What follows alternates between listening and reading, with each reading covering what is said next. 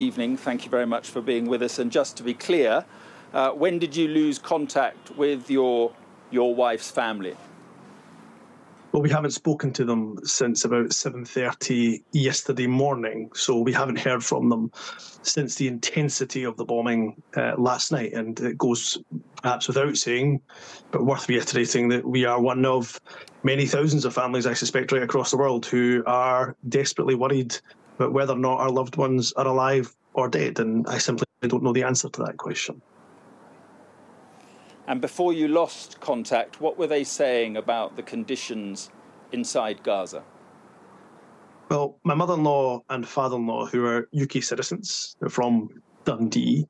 Mother-in-law is a retired nurse. Father-in-law, a small business owner, a retired small business owner, have nothing to do with Hamas, and they are terrified, much like most of the population of Gaza, who has nothing to do with Hamas or nor those terrible atrocities we saw on the 7th of October. The last conversation I had with my mother-in-law, which was, as I say, about 33 hours ago, she told me that it had been a night of intense bombing, and that evening, the family home, which now has 100 people in it, has usually 10 people in it, but other family members have come from North Gaza now to that house, that the 100 in the house spent a fair chunk of the evening deciding which room they would go in and which corner they would huddle into should there be any should there be any airstrike that hits their home, because they wanted to find out if the house does crumble, where would they be the safest.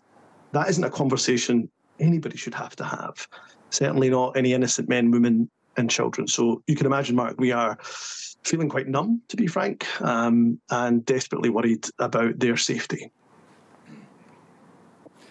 How concerned are you about the ground invasion that appears to have begun and the next few days and weeks? I have been calling for some time now for a ceasefire, an immediate ceasefire, for a number of reasons. We need that humanitarian corridor for aid to come in. We also, of course, need to let those who are able and wanting to leave Gaza. But we need a ceasefire first and foremost, because far too many innocent men, women and children are paying a price for a crime they did not commit. And ultimately, if we want to see safety and security in the region, not just for Palestinians, but for Israelis too, then killing children is not going to make you safer. Stopping fuel from getting to hospitals isn't going to make you safer. Premature babies not being able to survive because their incubators have to be switched off is not going to make you safer. Children becoming orphaned is not going to make you safer. There is not going to be a military solution, I'm afraid, that is going to make this situation safer, neither for Palestinians nor, crucially, for Israelis. We need a ceasefire, we need negotiations, we need discussions, and we need to deal with the root cause of this conflict. Otherwise, not only will we see more people die in the coming weeks and months ahead, we will continue to see those cycles of violence perpetuate for years to come. What do you make of the British government's stance on the issue of a ceasefire, not calling for a complete ceasefire, but calling for these humanitarian pauses? Well, my mother-in-law, who I spoke to, as I mentioned, not about 33 hours ago, she said to me that she felt abandoned by the UK government. She's a UK citizen. There's around about, we've heard, 200 UK citizens trapped in Gaza, and yet they feel abandoned by the UK government.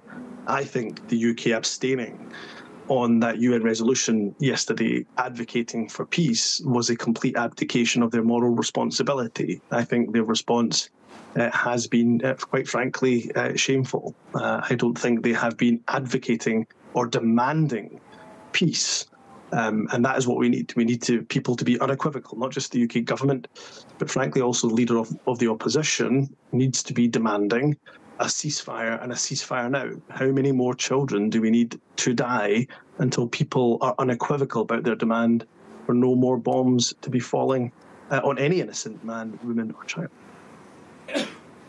OK, Humza Yousaf, appreciate your time this evening. Thank you very much. Thank you.